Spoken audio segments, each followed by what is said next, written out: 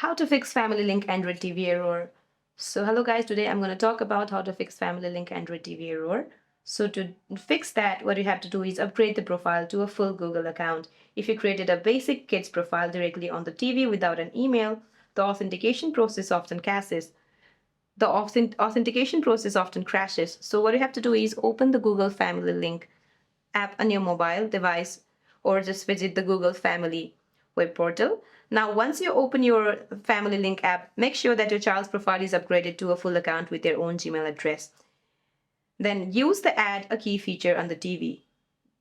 Unfortunately, I'm not able to show it how to do it because I don't have an Android TV right now, but at least I can guide you guys verbally. From the TV home screen, select your profile icon in the top right corner, then choose who's watching, and then select Add a Kid, then Get Started. Now select your child's name from your existing family group and enter your child's password and complete the two-step verification if prompted.